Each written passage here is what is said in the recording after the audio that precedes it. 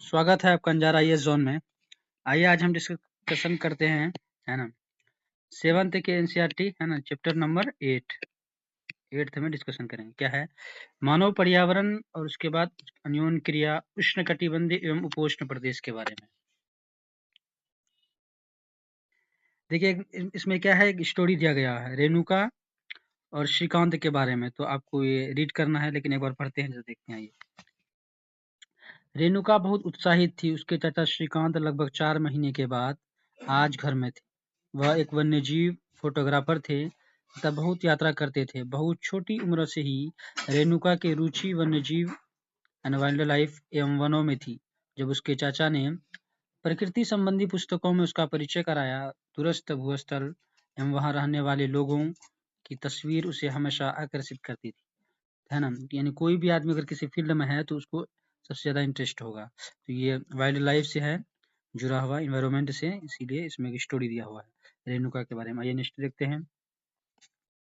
रेणुका, इन तस्वीरों में तुम विश्व के विभिन्न भागों के लोगों को देख सकती हो। इनमें से कुछ, है ना, शुष्क रेगिस्तान से हैं, कुछ बर्फीले प्रदेशों से हैं, कुछ गर्म एवं नम वर्ष वनों से हैं।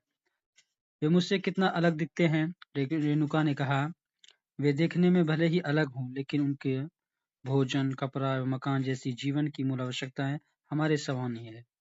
श्रीकांत चाचा ने कहा, उनके बच्चे भी शायद तुम्हारी ही तरह खेलते हैं, कभी झगड़ते हैं, फिर समझौता भी कर लेते हैं। तो एक स्टोरी है, तो आपको इसको पढ़ना होगा। ये नेक्स्ट देखते हैं। यहाँ पे ये जो बॉक्स है, इसको रीड करना बहुत ही आवश्यक है। देखते हैं क्या दिया गया है। जब स्पेन के अन्वेषकों का मतलब होता है जो डिस्कवर करता है, जो लोग खोज करते हैं, उसको बोलते हैं, इस नदी की खोज की, तब सिर पर सुरक्षा कवच, हेडगियर एवं घास के स्कर्ट पहने कुछ स्थानीय आदिवासियों ने उन पर आक्रमण किया। इन आक्रमणकारियों ने उन्हें प्राचीन रोमन साम्राज्य के अमेजन्स नामक महिला योद्धाओं के आक्रामक समूह की याद दिला दी। इस प्रकार यहाँ आपको बहुत सारे आदिवासियों के नाम लिखाने हैं, जो जनजाति है, हमारे ट्राइबल ग्रुप्स हैं, उसके नाम लिखने के बारे में बात कर रहा है। अब देखिए सहायक नदियां किसको बोलते हैं, यहाँ पे दिया है, देखते हैं। ये छोटी सी नदियां होती है जो मुख्य नदी में मिलती है। मुख्य नदियां अपनी सहायक नदियों के साथ क्षेत्र को पानी से बहाकर ले जाता है, वह उसका क्या होता है, बेसिन वाला क्षेत्र होता है। क्या कहा है, जल संग्रहण क्षेत्र, यानी इसको क्या बोलते हैं हम लोग, कैचमेंट एरिया बोलते हैं इंग्लिश में। क्या बोलेंगे, कैचमेंट एरिया, है ना। अमेजन बेसिन विश्व का सबसे बड़ा नदी बेसिन है, और यूपीएससी में पूछा है क्या दूसरा सबसे बड़ा बेसिन विश्व का कौन सी है, तो आपको बताना है कमेंट करके। ये देखिए एक मैप दिया गया है, ये है अमेजन बेसिन, ये साउथ कॉन्टिनेंट में है ना। यहाँ से ये स्टार्ट होता है, ये पूरा एरिया अमेजन बेसिन का है ना। और इसके बाद ये नीचे आ जाइए यहाँ पे, तो ये चिली क्या है, माउंटेन, विश्व का सबसे लंबी पर्वत श्रृंखला है ये, है ना। तो ये कहाँ पे है, साउथ कॉन्टिनेंट पे है। अगर इसके वेस्ट में बात करें तो पैसिफिक ओशन है, और इसके ईस्ट में बात करें तो अटलांटिक ओशन है, और नीचे अगर इसकी बात करें तो ये मैगलन स्टेट है ना। ये स्टेट कौन सा है, मैगलन। आपको बताना यहाँ एक आइलैंड है, हॉक आइलैंड है, ये इस पर किसका कब्जा है, कमेंट करके जरूर बताएं। आइए देखते हैं अमेजन बेसिन के बारे में। अमेजन बेसिन के विषय में जानने से पहले हम मानचित्र को देखें, इसी मानचित्र की चर्चा कर रहा है ना। उष्णकटिबंधीय प्रदेश कर्क रेखा और मकर रेखा के मध्य स्थित है। मध्य रेखा 10 डिग्री उत्तर से 10 डिग्री दक्षिण के मध्य भाग को भूमध्य रेखीय प्रदेश कहते हैं। तो देखिए इसको कहते हैं, ये पृथ्वी का ये इक्वेटर हो गया, इससे नॉर्थ में जाए 10 डिग्री और साउथ में 10 डिग्री, है ना। इस वाले पार्ट को क्या बोलेंगे, उष्णकटिबंधीय प्रदेश, यानी भूमध्य रेखीय प्रदेश इसको बोलेंगे, है ना। अमेजन नदी इस प्रदेश से होकर बहती है। ध्यान दें कि यह पश्चिमी पर्वतों से निकलकर पूर्व और अंड महासागर में कैसे पहुंचती है। जिस स्थान पर कोई नदी किसी अन्य जलराशि में मिलती है, उस नदी को क्या कहते हैं, उसका मुहाना कहते हैं। अमेजन नदी में बहुत सारी सहायक नदियां मिलकर अमेजन बेसिन का निर्माण करती है ना। यह नदी बेसिन ब्राजील के भाग, है ना, पेरू के कुछ भागों में, बोलिविया, इक्वाडोर, कोलंबिया, वेनेजुएला के छोटे भाग से प्रवाहित होती है। तो ये जितने भी अभी मैंने कंट्रीज के नाम बोले, इन सारे का कैपिटल आपको याद करना है ना। ये नेक्स्ट पेज पे देखते हैं क्या दिया। अब देखिए जलवायु के बारे में बात कर रहे हैं। देखिए यह अमेजन वन का ये चित्र है, ठीक है। जैसा कि आप जानते हैं कि अमेजन बेसिन भूमध्य रेखा के आसपास फैला है और पूरे वर्ष यहाँ गर्म एवं नम जलवायु रहती है। यहाँ का मौसम दिन एवं रात दोनों ही समय लगभग समान रूप से गर्म एवं आर्द्र होता है, तथा शरीर में चिपचिपाहट महसूस होती है। इस प्रदेश में लगभग प्रतिदिन वर्षा होती है। और वहाँ बिना भी किसी पूर्व चेतावनी के दिन का तापमान उच्च आर्द्रता अति उच्च होती है। रात के समय तापमान कम हो जाता है लेकिन आर्द्रता ह्यूमिडिटी वैसी ही बनी रहती है ना। तो ये पृथ्वी का ये वाला पार्ट यहाँ पे है ना 10 डिग्री साउथ 10 डिग्री नॉर्थ के बीच में भूमध्य प्रदेश जो है यहाँ पर अमेजन बेसिन स्थित है। ये देखिए आपको वर्ल्ड मैप के थ्रू से दिया गया है। ये अमेजन बेसिन है। ये देखिए वर्षावन के बारे में क्या पूछा है। इन प्रदेशों में अत्यधिक वर्षा के कारण यहाँ की भूमि पर सघन वन उग जाते हैं। सघन वन डेंसिटी वाला फॉरेस्ट उगते हैं। वन इतने सघन होते हैं कि पत्तियां तथा शाखाओं से छत सी बनी जाती है, छत जैसी बन जाती है, जिसके कारण सूर्य का प्रकाश धरातल तक नहीं पहुंच पाता है। यहाँ की भूमि प्रकाश रहित एवं नम बनी रहती है। यहाँ केवल वही वनस्पति पनप सकती है जिसमें पौधे छाया में बढ़ने की क्षमता हो। परजीवी पौधे के रूप में यहाँ आर्किड, ब्रोमीलाइट पैदा होते हैं। तो ये पूछा है बार बार कि आर्किड और ब्रोमालाइट क्या चीज का नाम है ना। आपको इस तरह से बना के दिया जा सकता है। ये पक्षी का नाम है, किस चीज का नाम है। वर्षावन में पुरानी जात की प्रचुरता होती है। टूकन, गुंजन पक्षी, रंगीन पक्षी वाले पक्षी एवं भोजन के लिए बड़ी चोंच वाले विभिन्न प्रकार के पक्षी जो भारत में पाए जाने वाले सामान्य पक्षियों से भिन्न होते हैं। यहाँ पाए जाने वाले जो जीव हैं जो दिखते हैं, प्राणियों में बंदर मिलेगा आपको, स्लाउथ एवं चींटी खाने वाली टेपोर भी पाए जाते हैं। और सांप के बारे में एनाकोंडा का नाम आपने सुना होगा, एनाकोंडा विभिन्न प्रजातियों इन वनों में पाई जाती है। मगर, सांप, अजगर, एनाकोंडा, उसके बाद बोआ, कुछ ऐसी ही प्रजातियां हैं। इसके अतिरिक्त हजारों कीड़े मकोड़े इस बेसिन में पाए जाते हैं। तो बहुत सारी बायोडाइवर्सिटी है ना। देखिए यहाँ पे दिया है कमेंट इसमें एक बॉक्स में बना के कि ब्रामोलाइट क्या है। एक विशेष प्रकार का क्या है, एक पौधा है जो अपनी पत्तियों में जल को संचित रखता है। मेढक जैसी प्राणी इन जलों के पॉकेट के लिए उपयोग अंडा देने के लिए करते हैं। देखिए ये नेक्स्ट पेज पे देखते हैं क्या पूछा है इसमें। यहाँ पे देखिए पूछा है कर्तन एवं दहन, बार बार पूछा गया कि कर्तन और दहन पद्धति क्या है। पद्धति में किसान पहले वृक्ष एवं झाड़ियों को काटकर भूमि साफ करते हैं, फिर इनको जलाया जाता है जिससे पोषक तत्व मिट्टी में मिल जाते हैं। इस साफ भूमि पर कुछ वर्षों तक फसल पैदा हो जाती है। जमीन के इस टुकड़े के बार बार प्रयोग से मिट्टी में पोषक तत्वों का अभाव हो जाता है, इसलिए इस टुकड़े को छोड़ दिया जाता है। इसके बाद फसल उगाने के लिए किसी दूसरे स्थान को साफ किया जाता है। इस बीच पुराने खेतों में छोटे छोटे वृक्ष उग जाते हैं। इस प्रकार की मिट्टी पुनः उपजाऊ बन जाती है, तब इस लगे हुए भूमि को टुकड़े को पुनः जोत सकते हैं। तो ये है ना स्थानांतरित कृषि की बात कर रहा है। तो बार बार पूछा गया है कि इंडोनेशिया में इस कृषि को क्या नाम है ना। भारत में अगर हम नॉर्थ ईस्ट में जाए इस तरह से होता है तो वहाँ पे क्या बोले जाते हैं, है ना, लादांग, ये सब नाम सुना होगा आपने। आइए देखते हैं थोड़ा रीड करके क्या पूछा है। महिलाएं फसलों का ध्यान रखती है। वे मुख्यतः क्या है, टेपियोका, अनानास, शकरकंद उगाते हैं। क्योंकि मछली या शिकार मिलना अनिश्चित होता है, ऐसे भी महिलाएं अपनी उगाई साग सब्जियों में अपने परिवार का भरण पोषण करता है। इसमें देखिए इंपॉर्टेंट क्या है कि मक्का है, कोको जैसी नकदी फसल, कॉमर्शियल फसल भी उगाई जाती है। फिर क्या बात कर रहा है, अमेजन बेसिन के लोगों का जीवन धीरे धीरे बदल रहा है। पुराने समय में वन के अंदर पहुंचने के लिए नदी मार्ग ही एकमात्र उपाय था। 1970 में ट्रांस अमेजन मार्ग महामार्ग बनने के वर्षा वन के सभी भागों तक पहुंच संभव हो गया। देखिए सारे चित्र दिया गया अमेजन वर्षा वनों का। एक क्रमिक विकास है कि पहले कैसे था, फिर कैसे हुआ, फिर अभी कैसे है ना। उसके बाद बात कर रहा है गंगा ब्रह्मपुत्र बेसिन में जीवन के बारे में। गंगा तथा ब्रह्मपुत्र की सहायक नदियों को मिलकर भारतीय उपमहाद्वीप यानी इंडियन सब कॉन्टिनेंट में गंगा ब्रह्मपुत्र बेसिन का निर्माण करती है। तो अभी जो न्यू एनसीईआरटी आई है 7th और 8th में, उसमें बस यही चीज का चित्रण किया गया है कि इंडियन सब कॉन्टिनेंट है। तो कॉन्टिनेंट में आपको बताना है इंडिया भारतीय उपमहाद्वीप में कौन कौन से देश आते हैं, जिसको हम बोलते हैं इंडियन सब कॉन्टिनेंट। आपको बताना है कमेंट करके उसमें कौन कौन से देश आते हैं, है ना। फिर क्या है कि ये बेसिन उपोष्ण में 10 डिग्री उत्तर से 30 डिग्री उत्तर अक्षांश के मध्य स्थित है।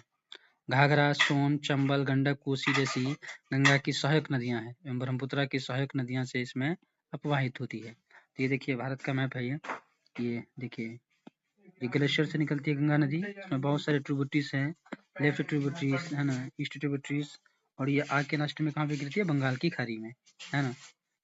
ये बेसिन के बारे में बात कर रहा है, सबसे ज़्यादा डेंसिटी वाला एरिया है ये पॉपुलेशन का, है ना। इसमें यूपी, बिहार ये सब एरिया कवर करता है। ये ब्रह्मपुत्र नदी का चित्र दिया गया है इसमें। और ये इसके बारे में देखते हैं, जनसंख्या घनत्व क्या चीज़ है। यानी पॉपुलेशन डेंसिटी का अर्थ है कि 1 वर्ग किलोमीटर के क्षेत्र में रहने वाले लोगों की संख्या, है ना। जैसे उदाहरण दिया है कि उत्तराखंड का जनसंख्या घनत्व क्या है 189, जबकि पश्चिम बंगाल का 1029। इसी तरह बिहार का क्या है 1102। तो अगर अरुणाचल प्रदेश की बात करें तो वहाँ क्या है मात्र 17 आदमी पर स्क्वायर किलोमीटर में रहते। तो ये क्या है डेंसिटी है भारत का। अगर आपको ये क्या कहते हैं इंस्ट्रूमेंट बना के दिया जाए कि क्या भारत की जो है डेंसिटी कि हर प्रत्येक जगह समान है, तो बिल्कुल समान नहीं है, है ना। क्योंकि कहीं पहाड़ी प्रदेश है, क्योंकि हमारा जो टोपोग्राफी है भारत का वो क्या है बहुत सारा डाइवर्सिटी है इसमें, है ना। आइए देखते हैं, बेसिन क्षेत्र में विभिन्न प्रकार के स्थलाकृति है, लैंडफॉर्म्स है ना। जनसंख्या के वितरण में पर्यावरण की प्रमुख भूमिका होती है। तीव्र ढाल वाले पर्वतीय क्षेत्र बेसिन के लिए प्रतिकूल है, अतः गंगा ब्रह्मपुत्र बेसिन के पर्वतीय क्षेत्रों में कम लोग रहते हैं। मानव प्रवास के लिए मैदानी क्षेत्र सबसे उपयुक्त होता है, बिल्कुल। जहाँ जनसंख्या घनत्व अधिक है, यहाँ की मिट्टी उपजाऊ है। जिन स्थानों पर फसल उगाने के लिए समतल भूमि उपलब्ध है, वहाँ के लोगों का मुख्य व्यवसाय क्या है, एग्रीकल्चर है, कृषि है। तो बार-बार है ना मेंस में भी इस तरह से क्वेश्चन पूछे जाते हैं कि गंगा बेसिन में जनसंख्या घनत्व बहुत अधिक होते हैं, इसका क्या कारण है। या नहीं तो पूछता है क्षेत्र वाइज करके कि नॉर्थ ईस्ट जो पहाड़ी राज्य की तुलना में मैदानी राज्यों की तुलना में जनसंख्या बहुत विरल होते हैं। तो ये यही चीज का लैंड फॉर्म्स और टोपोग्राफी का क्या है, ये अंतर है ना। इस तरह से आपको ये कहाँ से मिलेगा, ये भाषा आपको मिलेगा सिर्फ एनसीईआरटी से, ताकि आप सही से भाषा का उपयोग कर पाएँ। ये देखते हैं, मक्का, ज्वार, चना, बाजरा की बात कर रहा है। देखिए विभिन्न भू आकृतियाँ है ना, अलग-अलग लैंडफॉर्म्स की बात करें अगर, वनस्पतियाँ भी विभिन्नता पाई जाती है। गंगा ब्रह्मपुत्र के मैदानों में सागवान मिलेगा, साखू, पीपल के साथ उष्णकटिबंधीय पर्णपाती पेड़ पाए जाते हैं। ब्रह्मपुत्र के मैदान क्षेत्रों में घने बांस के झुरमुट पाए जाते हैं। डेल्टा क्षेत्र में मैंग्रोव वन से घिरा उत्तराखंड, सिक्किम एवं अरुणाचल प्रदेश की ठंडी जलवायु में तीव्र चीड़, देवदार, शंकुधारी जैसे पेड़।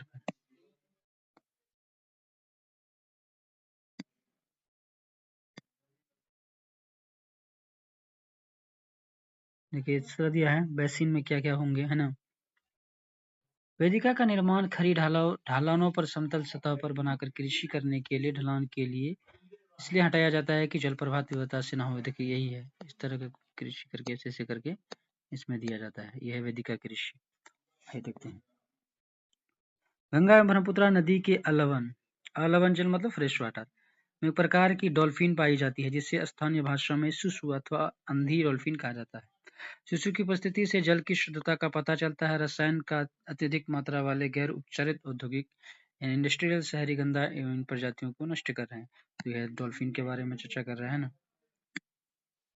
देखिए मानस वन्यजीव को बताना कि मानस वन्यजीव अभयारण्य कहाँ पे, असम में है ना। गंगा ब्रह्मपुत्र के मैदानों में कई बड़े शहर एवं कस्बे स्थित है, इलाहाबाद, कानपुर, वाराणसी, लखनऊ, पटना एवं कलकत्ता जैसे 10 लाख से अधिक आबादी वाले शहर गंगा नदी के तट पर ही स्थित है। फिर क्या कहता है, देखिए नदी तटीय इलाकों में जलमार्ग यातायात प्रभावशाली माध्यम से कलकत्ता हुगली नदी पर महत्वपूर्ण पत्तन है। पर्यटन इस बेसिन की एक महत्वपूर्ण क्रिया है। आगरा में यमुना के किनारे स्थित ताजमहल, इलाहाबाद गंगा और यमुना नदी के संगम पर उत्तर प्रदेश, बौद्ध बिहार में बौद्ध स्तूप, लखनऊ का इमामबाड़ा, असम का काजीरंगा मानस वन्यजीव अभयारण्य, है ना। अरुणाचल प्रदेश की विशिष्ट जनजाति है जो वहाँ की ट्राइबल संस्कृति है, कल्चर है, एक दर्शनीय स्थल है ना, पर्यटन टूरिस्ट एरियाज है। अब देखिए इसके अभ्यास को जरा सॉल्व करते हैं, क्या पूछे आपको उस महाद्वीप के नाम बताया जो अमेजन बेसिन में स्थित है। तो कौन सा है महाद्वीप का नाम, दक्षिण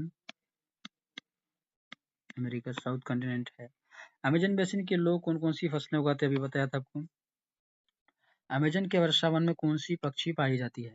गंगा नदी के तट पर कौन सी प्रमुख शहर स्थित है, आपको बताना है।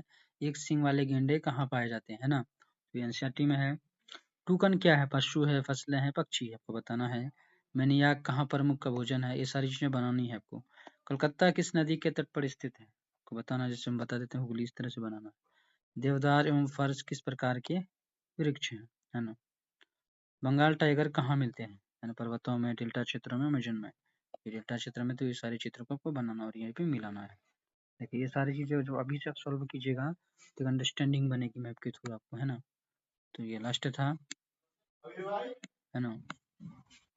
आइए दिखाते हैं आपको कैसे बनाना है। आपको बनाना कैसे है देखिए। अगर हम बात करें तो आपको कैसे बनाना है, एक थोड़ा सा एक आइडिया दे देते हैं। तो मिस्टेक हो जा रहा है ना, को देखिए दिखाते हैं, है ना। आपको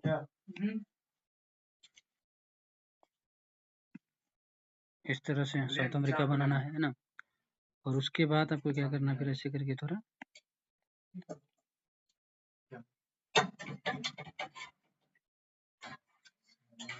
ऐसे नॉर्थ अमेरिका बना देना है। इस तरह से फिर आपको यहाँ पे अफ्रीका बना देना है। क्या नॉर्थ अमेरिका बना रहे हैं। उसके बाद है ना, ऐसे ऐसे करके ये वाली मैप बनानी है आपको।